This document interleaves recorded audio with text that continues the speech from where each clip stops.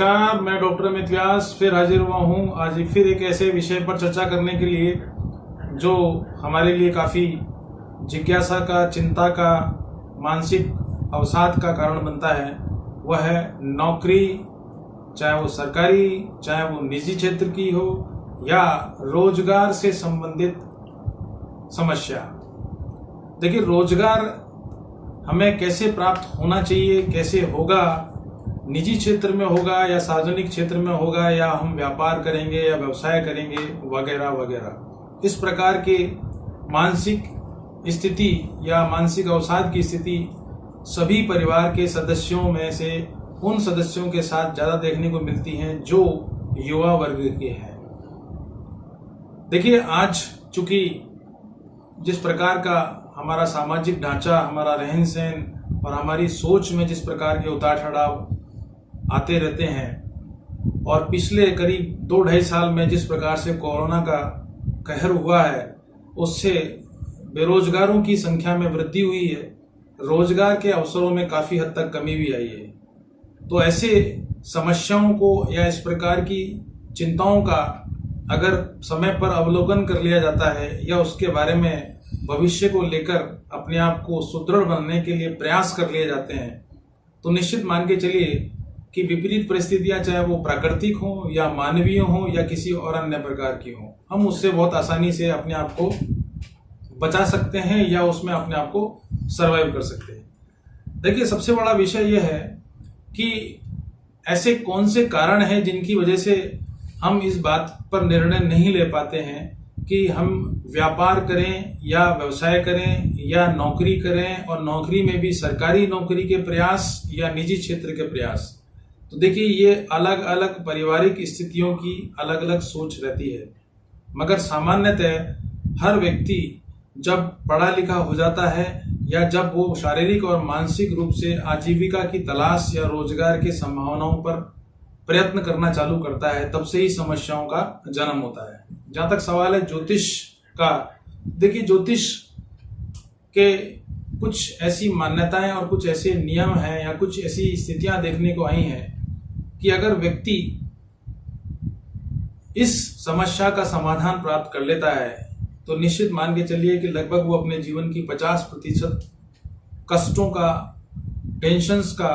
या मानसिक जो परेशानियां हैं उनका समाधान प्राप्त कर लेता है। क्योंकि जब आदमी के पास रोजगार होता है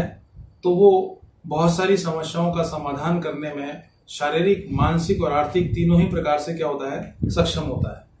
तो ऐसी स्थिति में मैं पहले तो ये बताऊंगा कि ज्योतिषी ऐसे कौन से कारण होते हैं जिनकी वजह से नौकरी में या व्यवसाय प्रारंभ करने में समस्याएं आती हैं, या फिर उनको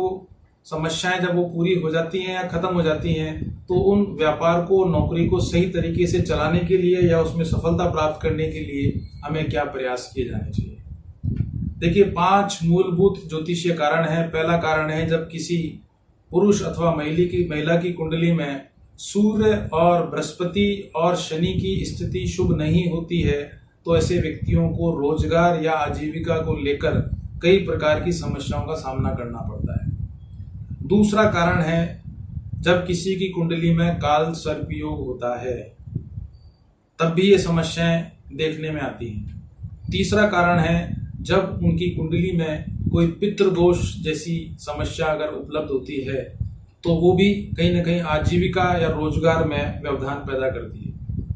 चौथा कारण है, जब किसी की व्यक्ति की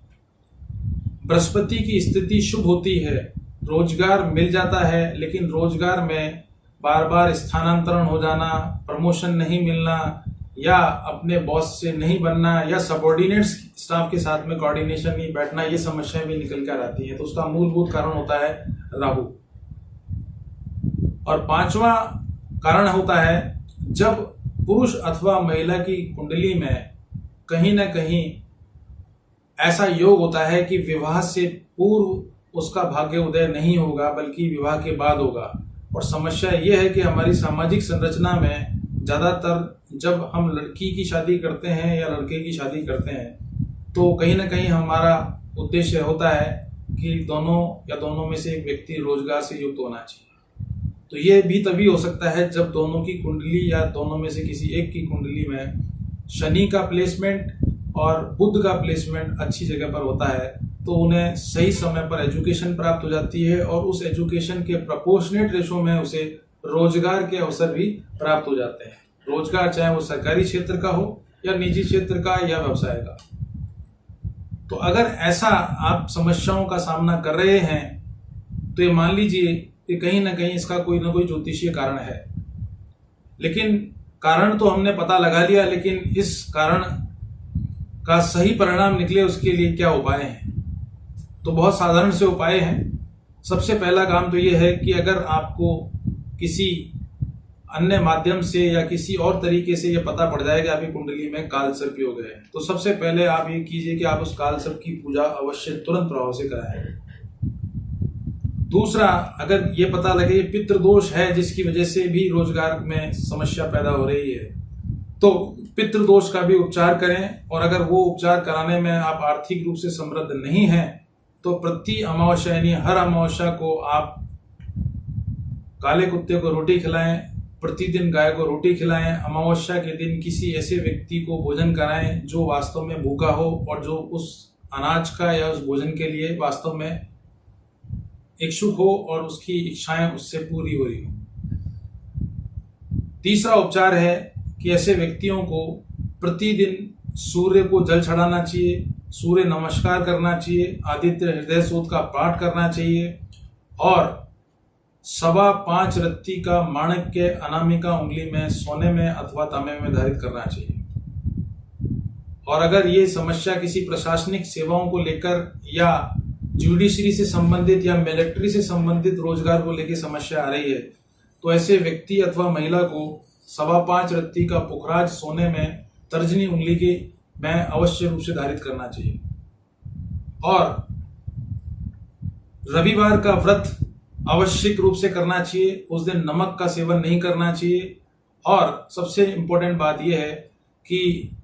गणेश चालीसा का पाठ प्रतिदिन करने से या गणेश अथर्वशीष का पाठ करने से भी आप रोजगार जैसी समस्या से निजात प्राप्त कर सकते हैं। और देखिए, सबसे बड़ी बात यह है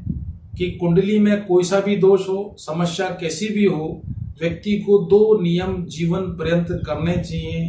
पहला तो ये कि चूंकि हमारे इस पृथ्वी, इस सौर मंडल का जो सबसे प्रभावशाली ग्रह है, जिससे पूरे सौर मंडल की, वायुमंडल की और पृथ्वी पर जितनी भी घटनाएं घटित होती हैं, शुभ अशुभ, उनका कारक ग्रह है सूर्य ग्रह। इसीलिए ऐसे व्यक्ति, सभी व्यक्तियों को चाहिए कि वो प्रतिदिन स्नान करने के बाद सूर्य को जल चढ़ाएं और उस जल के अंदर कुछ मीठे के नाम पर चीनी डाल सकते हैं, गुड़ डाल सकते हैं, बतासे डाल सकते हैं। एक नियम तो ये आप प्रतिदिन करें। दूसरा,